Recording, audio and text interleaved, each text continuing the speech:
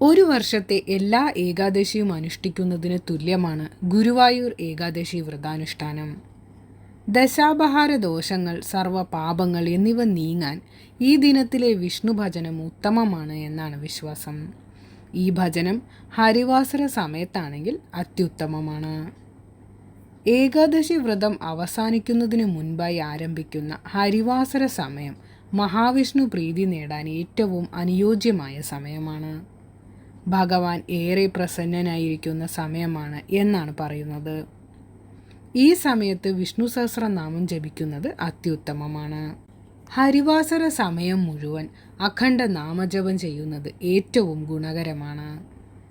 ഏകാദശി വ്രതത്തിൻ്റെ അവസാനത്തെ കാൽഭാഗവും ഏകാദശി കഴിഞ്ഞു വരുന്ന ദ്വാദശി തിഥിയുടെ ആദ്യത്തെ കാൽഭാഗവും ചേരുന്ന സമയത്താണ് ഹരിവാസരം എന്ന് പറയുന്നത്.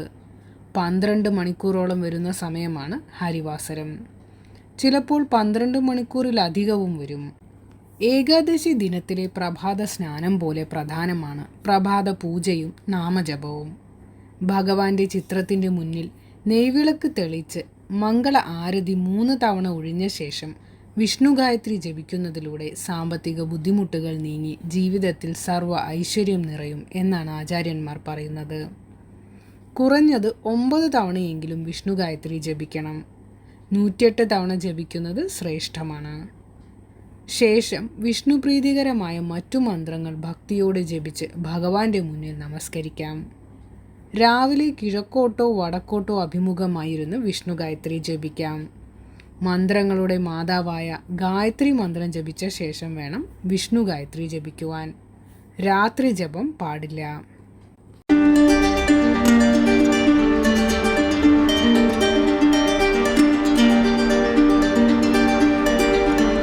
ഭഗവാന്റെ മൂലമന്ത്രങ്ങളായ അഷ്ടാക്ഷരി മന്ത്രം, അതായത് ഓം നമോ നാരായണായ, പിന്നെ ദ്വാദശാക്ഷരി മന്ത്രം, അതായത് ഓം നമോ ഭഗവതേ വാസുദേവായ എന്നിങ്ങനെയുള്ള മന്ത്രങ്ങൾ 108 തവണ ജപിക്കുന്നത് ശ്രേഷ്ഠമാണ്.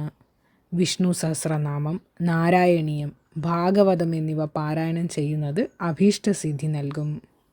ജീവിത തിരക്കിനിടയിൽ വിഷ്ണു സഹസ്രനാമം ജപിക്കാൻ സാധിക്കാത്തവർ ഈ ശ്രീരാമ മന്ത്രം 3 തവണ ജപിക്കുന്നതിലൂടെ സഹസ്രനാമ ജപ പുണ്യം സാധാരണക്കാർക്ക് ലഭ്യമാകുന്നതാണ്.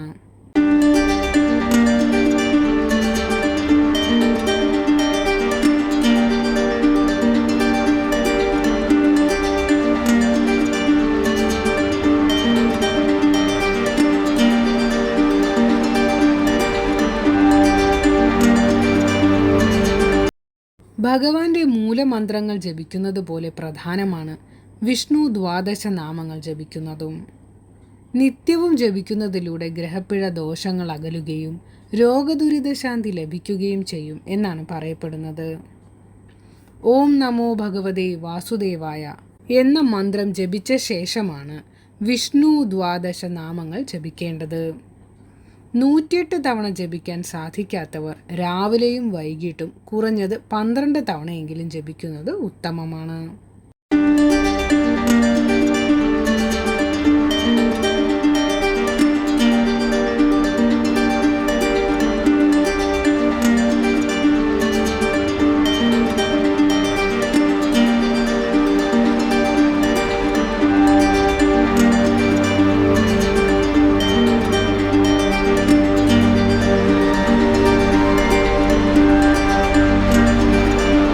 ജീവിതത്തിൽ അടിക്കടി ഉണ്ടാകുന്ന ക്ലേശങ്ങൾ തരണം ചെയ്യാൻ ഗുരുവായൂരപ്പനെ മനസ്സിൽ ധ്യാനിച്ച് ഈ മന്ത്രം ജപിക്കാവുന്നതാണ്.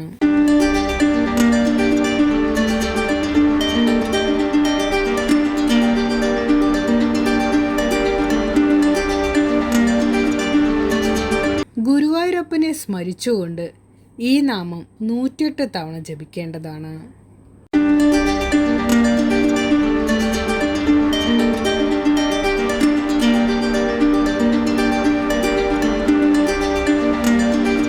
രോഗദുരിതങ്ങളിൽ നിന്ന് മുക്തി ലഭിക്കാൻ ഭഗവാനെ ധന്വന്തരി ഭാവത്തിൽ ഭജിക്കുകയും നാമത്രയം ജപിക്കുകയും ആവാം.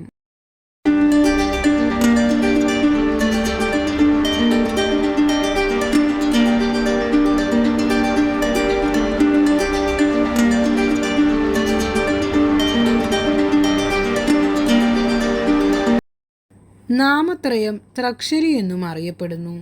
നിത്യവും 12 തവണ ജപിക്കുന്നതിലൂടെ ആദിവ്യാധികൾ അകലും എന്നാണ് വിശ്വാസം.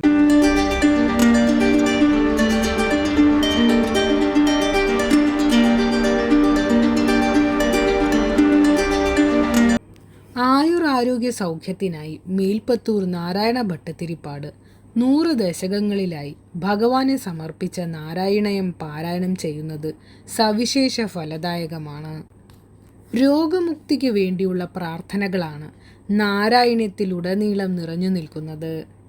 നാരായണീയത്തിലെ പ്രാർത്ഥനാ ശ്ലോകങ്ങളിൽ ഏറെ പ്രാധാന്യം കൽപ്പിക്കുന്നത് ദശകം 8 ശ്ലോകം 13 ആണ്.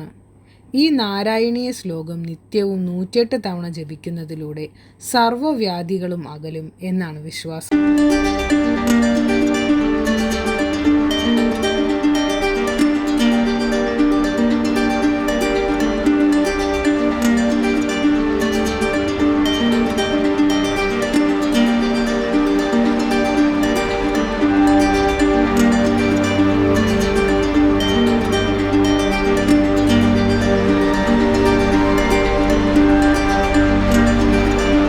ഈ ശ്ലോകത്തിൻ്റെ അർത്ഥം ഇങ്ങനെയാണ്: അല്ലയോ പരമാത്മാവേ, ഗുരുവായൂരപ്പ വിഷ്ണു, ഈ പാത്മകൽപ്പത്തിൽ ബ്രഹ്മാവിനെ സൃഷ്ടികർമ്മങ്ങൾക്കായി ഉണർത്തിയ അനന്തമായ മഹത്വമുള്ള അങ്ങ് എൻ്റെ രോഗങ്ങളെ മുഴുവൻ ശമിപ്പിക്കണമേ എന്നാണ് പ്രാർത്ഥന.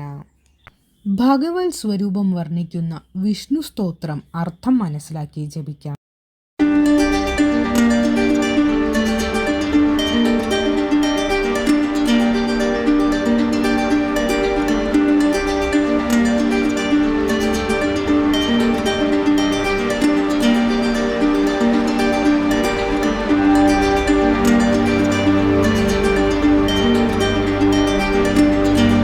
ശാന്തമായ ആകാശത്തോടു കൂടിയവനും സർപ്പത്തിൻ്റെ പുറത്ത് ശയിക്കുന്നവനും നാഭിയിൽ താമരപ്പൂ ഉള്ളവനും ദേവന്മാരുടെ ഈശ്വരനും ലോകത്തിന് ആധാരമായിരിക്കുന്നവനും ആകാശത്തിന് തുല്യനും മേഘവർണ്ണമുള്ളവനും ശുഭമായ അവയവങ്ങളോടു കൂടിയവനും ലക്ഷ്മി ദേവിയുടെ ഭർത്താവായവനും താമര ഇതൾ പോലെയുള്ള കണ്ണുകളുള്ളവനും യോഗിവര്യന്മാരുടെ ഹൃദയത്തിൽ ധ്യാനത്താൽ ഗമിക്കുന്നവനും അഹങ്കാരത്തെയും ഭയത്തെയും ഇല്ലാതാക്കുന്നവനും സർവ്വലോകത്തിനും നാഥനുമായ ഭഗവാൻ മഹാവിഷ്ണുവിനെ ഞാൻ വന്ദിക്കുന്നു.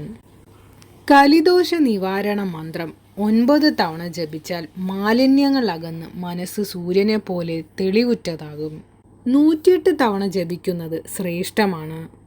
കലിയുഗത്തിലെ ഏറ്റവും ശക്തിയേറിയ നാമമാണിത്.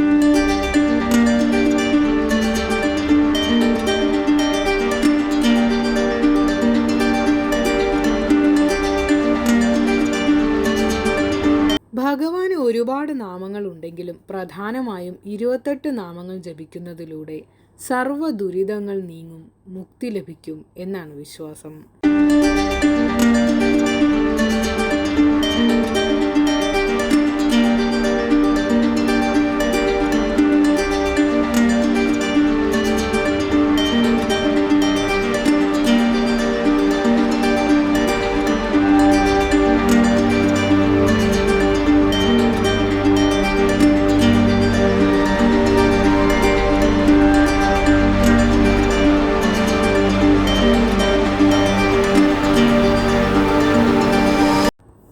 മഹാവിഷ്ണുവിൻ്റെ ദശാവതാരങ്ങളിൽ ഏറ്റവും പ്രധാനമാണ് നരസിംഹാവതാരം. ഉഗ്രമൂർത്തിയായി ശത്രുസംഹാരത്തിനായാണ് ഭഗവാൻ അവതാരമെടുത്തതെങ്കിലും ഭക്തരിൽ ക്ഷിപ്രപ്രസാദിയാണ്. അകാരണ ഭയം അകറ്റാനും ദുരിതമോചനത്തിനും നരസിംഹമന്ത്രം ജപിക്കാവുന്നതാണ്.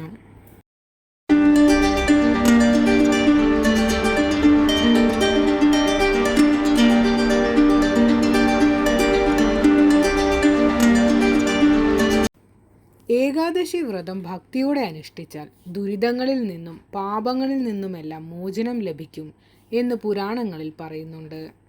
ഏകാദശി വ്രതത്തിൻ്റെ ഫലങ്ങൾ എണ്ണിയാൽ തീരാത്തത്രയാണ്. വിഷ്ണുപ്രീതിയും അതിലൂടെ സർവ്വ ഐശ്വര്യവും മോക്ഷം ലഭിക്കാനും ഏറ്റവും ഉത്തമ മാർഗമാണ് ഏകാദശി വ്രതം. ഏകാഗ്രതയോടും തികഞ്ഞ ഭക്തിയോടും കൂടി വ്രതം അനുഷ്ഠിച്ചാൽ മാത്രമേ പൂർണ്ണഫലം ലഭിക്കുകയുള്ളൂ.